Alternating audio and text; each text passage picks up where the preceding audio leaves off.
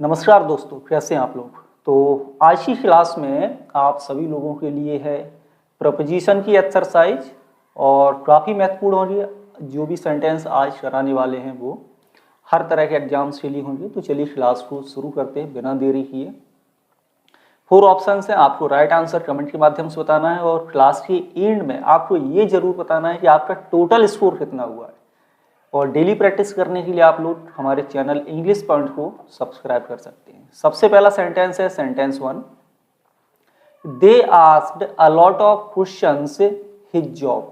आपको बताना है कि यहाँ पर अबाउट, ऑफ, फॉर या फिर ऑन प्रपोजिशन में से कौन सा राइट आंसर, कौन सा ऑप्शन है यहाँ पर आपका राइट होगा। तो यहाँ पर आपकी वर्ब क्या यूज हुई है, आस्क्ड। आस्क्ड समथिंग और इसके बाद फिर कोई चीज आती है तो आस्क्ड समथिंग अबाउट समथिंग का यूज किया जाता है। यानी कि they asked a lot of questions about his job, यानी उन्होंने उसकी जॉब के बारे में कई सारे प्रश्न पूछे। तो कौन सा राइट आंसर है? राइट आंसर है सेंटेंस 1 का ऑप्शन नंबर आपका ए। तो दोस्तों मैं आज आपको बताने वाला हूं एक ऐसी बुक के बारे में जो स्मार्ट बुक है। स्मार्ट बुक इसलिए क्योंकि इसमें जो आपको आंसर मिलेंगे, क्वेश्चंस मिलेंगे, वो स्मार्ट तरीके से मिलेंगे। और अभी ये बुक है मेरे पास टेक्स्ट बुक की, और टेक्स्ट बुक की इस बुक में आपको 2000 ऑब्जेक्टिव क्वेश्चंस मिलते हैं चाइल्ड डेवलपमेंट एंड पेडागोजी के। और ये जो बुक है ये आपके सीटेट और स्टेट टेट के लिए बहुत यूजफुल है। और इसमें मैं आप लोगों को बताऊं, दिखा दूं तो इस तरह से आपको ये स्मार्ट क्वेश्चंस मिलेंगे। स्मार्ट क्वेश्चंस में आपको बेनिफिट क्या मिलेगा और किस तरह से आप प्रोसेस कर पाए उसके बारे में बता देता हूं कि यहाँ पर आपको डिफिकल्टी लेवल मिलेगा और ये पता चलेगा कि कितने लोगों ने इस क्वेश्चन को स्किप किया, कितने लोगों ने इस क्वेश्चन को अटेम्प्ट किया और इसका डिफिकल्टी लेवल क्या है। तो इससे वो क्वेश्चन आपको लगाना बहुत ही सिंपल हो जाएगा। इसके साथ साथ और ये भी पता चलेगा कि कितने % लोगों ने इस क्वेश्चन पर कितना समय लिया, नॉर्मल कितना टाइम लगा इस क्वेश्चन को करने में, और उसके अकॉर्डिंग आप उस क्वेश्चन को जब सॉल्व करोगे तो आप अपना टाइम लगा सकते हो, पता लगा सकते हो कि दूसरे लोगों जो एवरेज ड्यूरेशन है इस क्वेश्चन को सॉल्व करने की वो आपकी क्या है और लोगों की क्या थी इस बुक के बारे में। तो काफी यूजफुल रहेगी आप सभी लोगों के लिए, सी टेट और स्टेट टेट के लिए 2000 objective question, detailed analysis solution और साथ ही साथ स्मार्ट की विद स्मार्ट सॉल्यूशन। तो इसका लिंक नीचे मैंने डिस्क्रिप्शन बॉक्स में दिया हुआ है, आप जाकर के देख सकते हैं इसको। और इस बुक का हिंदी और इंग्लिश दोनों वर्जन आपको मिलेगा। तो जिस तरह के भी आप स्टूडेंट हो, जो भी आपकी लैंग्वेज है, जिस लैंग्वेज में आप पढ़ना चाहते हैं वो बुक आपको ये ऑनलाइन अवेलेबल हो जाएगी। नेक्स्ट है sentence 2। They need some gas. उन्हें कुछ गैस की जरूरत है। They are looking dash a gas station. जैसे अपने यहाँ पेट्रोल स्टेशन होते हैं ऐसे ही अमेरिकन इंग्लिश में गैस स्टेशन बोलते हैं। ठीक है, ये ब्रिटिश इंग्लिश में आपके पेट्रोल पंप है और अमेरिकन इंग्लिश में गैस स्टेशन कहेंगे उसे। तो यहाँ पर राइट प्रपोजिशन बताना है कि लुक वर्ब के साथ, लुक क्या है आपकी वर्ब है, तो लुक वर्ब के साथ कौन सा करेक्ट प्रपोजिशन यहाँ पर सही होगा, यानी कि राइट फ्रेजल वर्ब क्या बनेगी, फॉर, टू, फ्रॉम या फिर एट प्रपोजिशन। तो यहाँ पे जो राइट आंसर होगा ये होगा option number A, look for. Look for क्या है, फ्रेजल वर्ब है जिसका मतलब होता है आपका ढूंढना, यानी कि लुक फॉर का जो मीनिंग होता है ये होता है सर्च से, ढूंढने से। यदि लुक के साथ एट लगा देते तो फिर उसका मतलब किससे आता, लुक एट मतलब देखना। और राइट आंसर है सेंटेंस 2 का ऑप्शन ए। नेक्स्ट है सेंटेंस 3 कि she was Paris last month. वह पिछले महीने कहाँ थी, पेरिस में। तो she was to Paris, at Paris, in Paris या फिर फ्रॉम पेरिस। तो पेरिस क्या है, पेरिस बिग सिटी है। तो याद रहे बिग सिटी और कंट्री दो याद कर लो, बिग सिटी और कंट्री।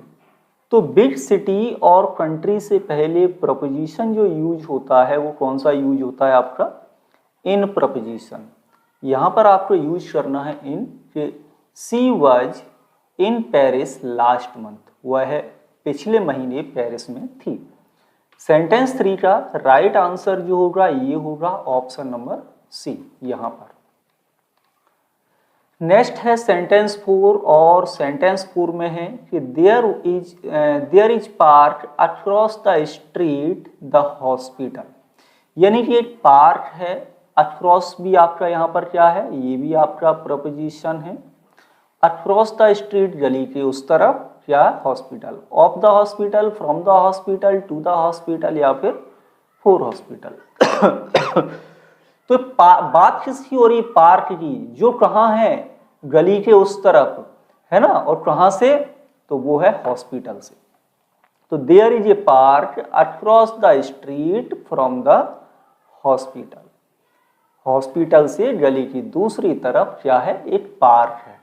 यहाँ पर जो देयर का यूज हो रहा है ये आपका इंट्रोडक्टरी सब्जेक्ट कहलाता है और इसका कोई मीनिंग नहीं होता, सेंटेंस के सेंस को पूरा करने के लिए देयर का प्रयोग किया जाता है। यहाँ पे राइट आंसर रहेगा सेंटेंस 4 में ऑप्शन नंबर है वो है आपका बी। नेक्स्ट है सेंटेंस 5 कि ही हैज एन अपार्टमेंट, उसके पास एक अपार्टमेंट है, कहाँ पर है, मैपल स्ट्रीट में। तो ध्यान देना जब भी कभी सेंटेंस में स्ट्रीट लिखी हो, कई बार आपको लिखा मिलेगा सीधा सीधा गली का नाम है ना, और गली का नाम जब प्रॉपर लिखा हो ना तो एट, ऑन, इनटू या फिर बिटवीन कौन सा प्रोपोजिशन आएगा। तो सामान्यतः जो बिटवीन प्रोपोजिशन करते हैं वो किसके लिए यूज करते हैं, फॉर टू। ये भी ध्यान रहे एक यूज ऐसा भी है जहां पर मोर देन टू के लिए भी बिटवीन का यूज किया जाता है। इनटू जब कोई चीज किसी की मूवमेंट में हो है ना, तो फिर वहाँ इनटू है, यहाँ पर नहीं होगा। और राइट आंसर क्या होगा, तो गली के लिए आपको यहाँ पर क्या लगाना है, तो he has an apartment on Maple Street, option B sentence 5 का करेक्ट रहेगा। ठीक है। नेक्स्ट है सेंटेंस 6 कि देयर आरंट एनी पिक्चर्स, कोई भी तस्वीर नहीं है, कहाँ पर नहीं है, दीवार पर यानी वॉल पर। अब बताओ टू, इन, एट या फिर ऑन। तो दीवार की बात हो रही है तो ध्यान रहे दीवार के ऊपर, फ्लोर के ऊपर है ना, सीलिंग के ऊपर कोई भी चीज है तो हमेशा ऐसे याद कर लो, ऑन द वॉल होता है, कोई चीज दीवार के ऊपर है तो ऑन द वॉल, फ्लोर पर है तो ऑन द फ्लोर होगा, सीलिंग के ऊपर है तो ऑन द सीलिंग होगा, छत के ऊपर है ऑन द रूफ होगा। तो इस सिचुएशन में आपका जो राइट प्रपोजिशन यूज होता है ये यूज होता है आपका ऑन। ऑप्शन डी सेंटेंस 6 का करेक्ट है। कमेंट जरूर करते चलें सभी लोग। नेक्स्ट है सेंटेंस 7 कि ही नेवर वॉचेस टीवी, कब नहीं देखता है वो टीवी, संडे को, at Sunday, in Sunday, on Sunday या फिर विद संडे। तो ध्यान दो संडे क्या है आपका, डे, दिन। बहुत ही सिंपल है, मैंने पहले भी कई बार बताया है कि बिफोर डेज कौन सा प्रपोजिशन यूज होता है, तो करेक्ट प्रपोजिशन जो यूज होता है वो होता है आपका ऑन।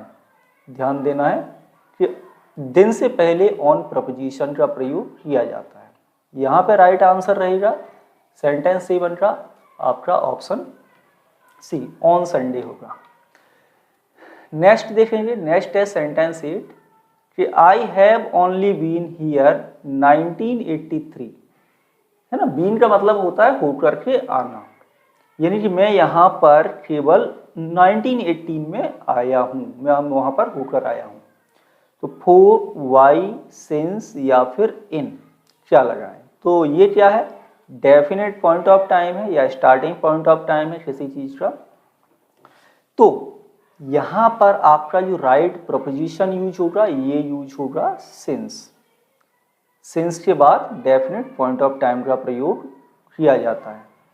ऑप्शन सी सेंटेंस 8 का आपका बिल्कुल करेक्ट होगा।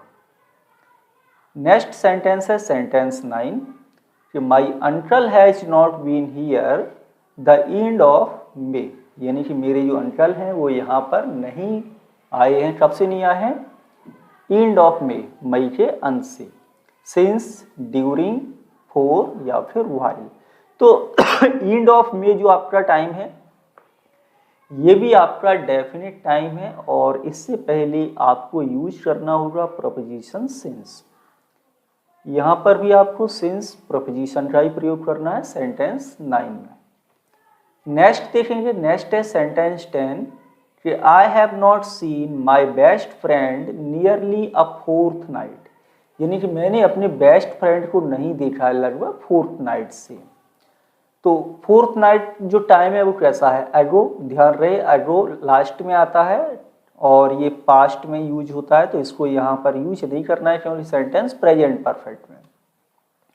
फोर, सिंस या वाइल, तो वाइल के बाद क्लॉज आता है, फ्रेज नहीं आता है, तो ये ऑप्शन भी आपका यूज नहीं होगा। करेक्ट आंसर होगा ये होगा ऑप्शन नंबर बी, यानी कि 4 नियरली अ फोर्थ नाइट, क्योंकि ये टोटल ड्यूरेशन ऑफ टाइम है।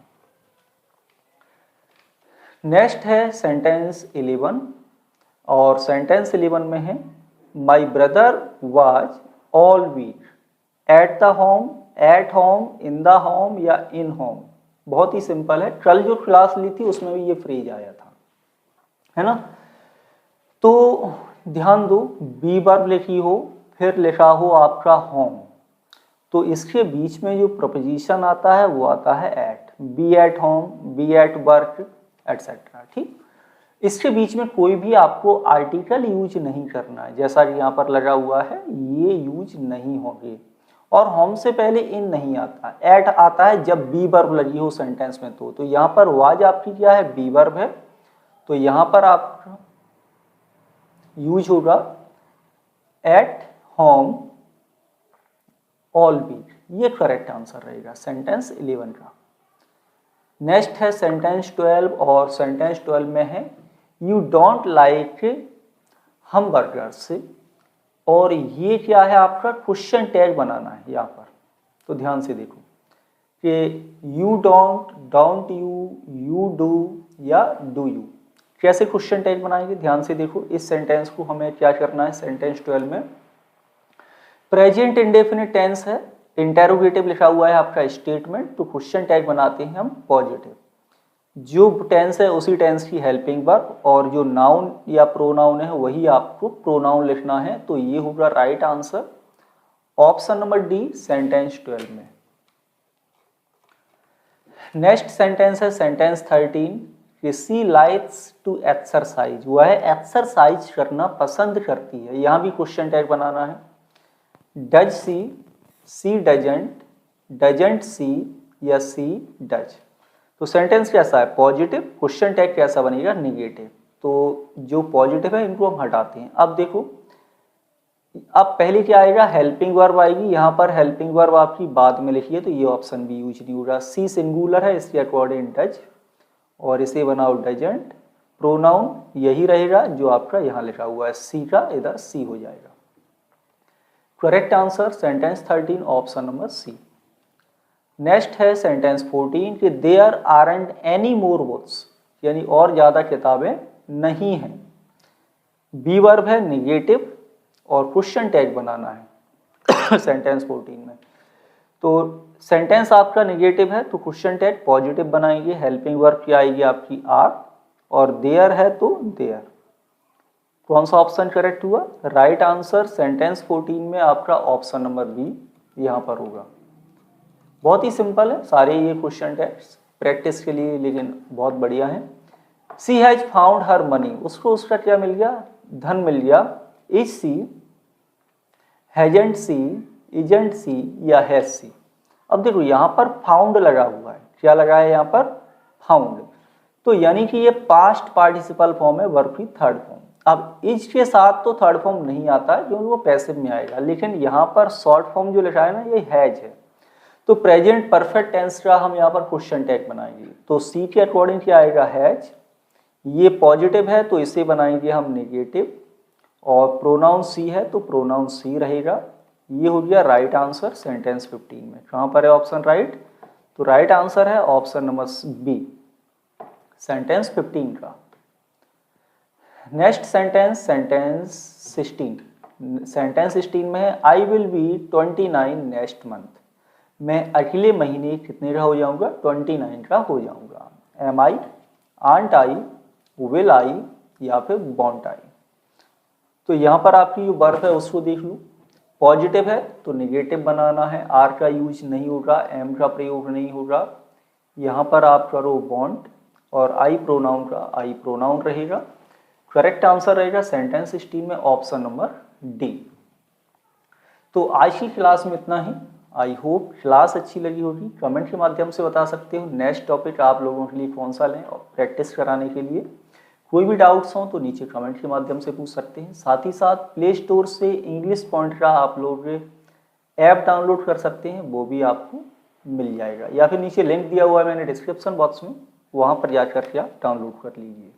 Thank you for watching.